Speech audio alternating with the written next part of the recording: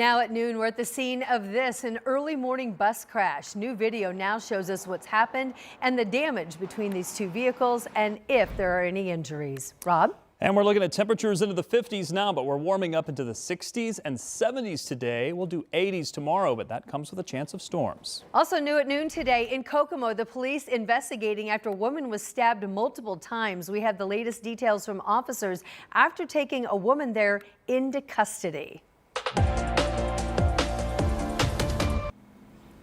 Good afternoon. It's 12 o'clock on this Wednesday, and oh my gosh, up they go. Gas prices was what we're talking about. In fact, we've been checking the numbers since overnight, and now we've seen the highest price jump up to $4.40 a gallon. This is on the east side of Indianapolis. We also checked the numbers from AAA, and they show the average price in Indiana now is about $4.08, and that's a big jump too. Just a month ago, the price here was $2.76 a gallon. Gas prices always tend to trend upward around spring break, and we're busy in that season right now.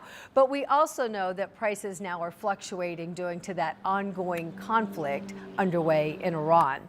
So we want to help you out. So if you do want to find the best price for gasoline wherever you may happen to be, you can head to this site online, which is WTHR.com/gas prices. And this has a list of all the prices around the area. And that way, if you need to fill up, you can do so at the lowest price around.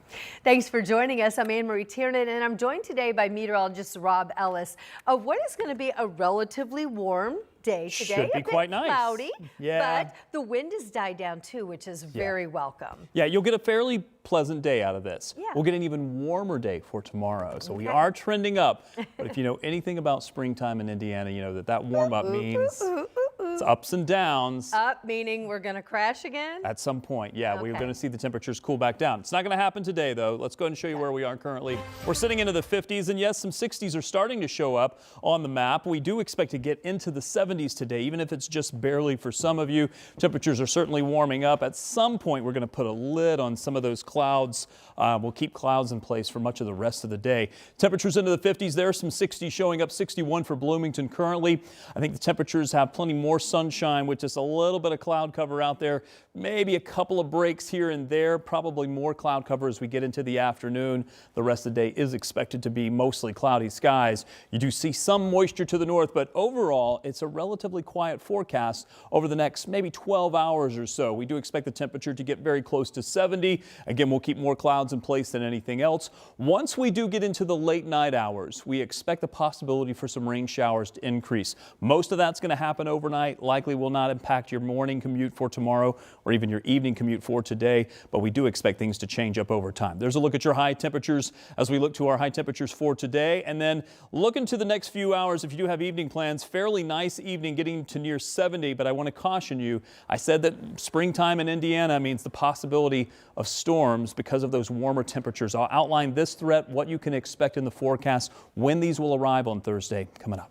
All right, Rob, thanks so much. And don't forget that you can now stream our new live local radar, and you can do so 24/7. With this, you can help monitor the storms as they roll in whenever is good for you, and check the forecast too. It's all in our free streaming app, which is WTHR Plus. All new this afternoon, a letter carrier now is recovering today after being stabbed multiple times. This just happened after 6 o'clock Tuesday night in Kokomo. Officers there say they found the woman on North Main Street. They say a 62-year-old woman fled the scene and in doing so reportedly caused two separate crashes. That woman now is in custody on multiple charges, including attempted murder. Also today, a scary moment for Indianapolis school parents this morning. This after an SUV runs into the back of a school bus. So we want to show you some of the damage. You can see it's on the front passenger side of that SUV against the side of that smashed bus. This happened on the west side over at High School Road between 34th and 38th Streets. The students, not injured, fortunately offloaded to another bus to get safely to campus this morning. And happening right now here in Indianapolis, city leaders are gathering, all to announce a new initiative aimed to reduce youth violence.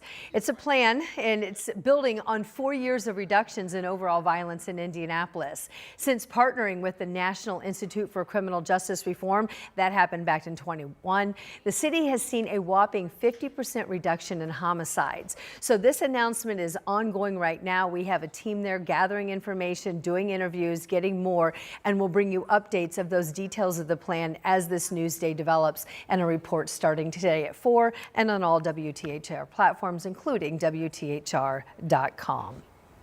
This afternoon, the Marion County Health Department and the Sheriff's Department have a warning for you. And it's about a drug that's popping up here in central Indiana, and it is stronger than fentanyl. This is called cyclorphine, and it's considered extremely potent. Authorities say even a trace amount, something as small as a grain of salt, could be deadly. What's concerning is that the drug might not show up on those routine fentanyl test strips. It does also have multiple forms, including powder or pill. Sometimes it's in a liquid form. It's often mixed into or sold as other substances like counterfeit pills. That way, users have no idea what they're getting. I think it's our duty as individuals who care about our communities to also care about substance use and to care about those that are at risk of overdose, because overdose risk doesn't discriminate. So due to how potent cyclorphine is, officials now are warning that it could take more than one round of Narcan to reverse an overdose. So be advised, be careful. We are now getting a first look at that draft of Haley's Law, the proposed change at the State House that honors Fisher's teen Haley Busby, who was picked up, taken to Ohio, and killed earlier this year.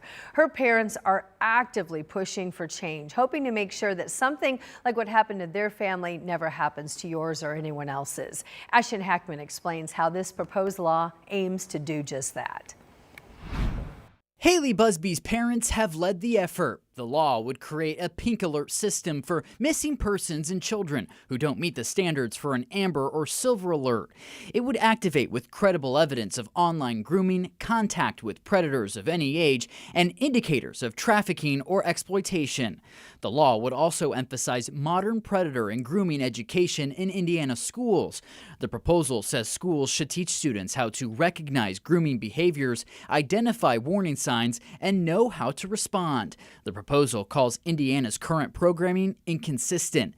In a statement, Haley's dad, Bo, said, quote, "There is still far too much work to do, and so much of it is long overdue. Our children deserve better. Now is the time where we can lead from the front and make this legislative session about protecting our children." The Busbys plan to take the proposal to state lawmakers next week. In Indianapolis, Ashton Hackman, 13 News.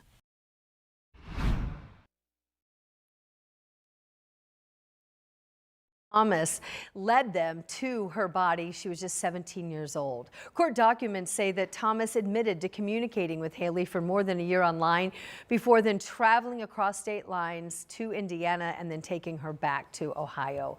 Thomas currently is facing federal charges in the case. Right now, he is not charged with her death. There is now a June deadline for prosecutors to indict him. We will stay on the case and keep you updated.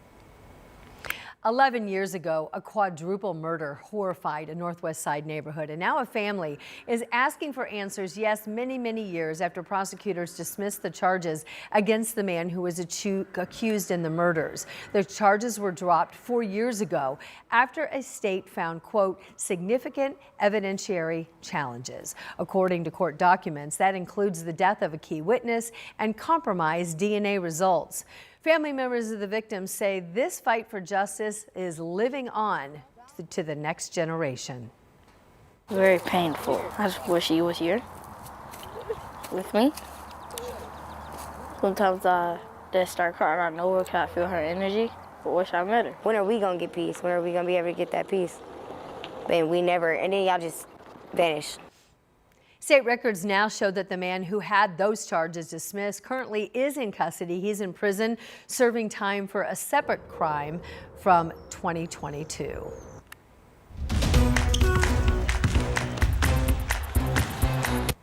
All right, let's get you caught up on the blue and gold. On Monday night, the Pacers snapped a 16-game losing streak. They beat the Magic. Now they're taking on the Lakers tonight. Yes, it is a big game. It's a home game. And you can watch it right here on WTHR free of charge. So the big question is, can they make it 2 wins in a row when the big stars Luka and LeBron are here in town?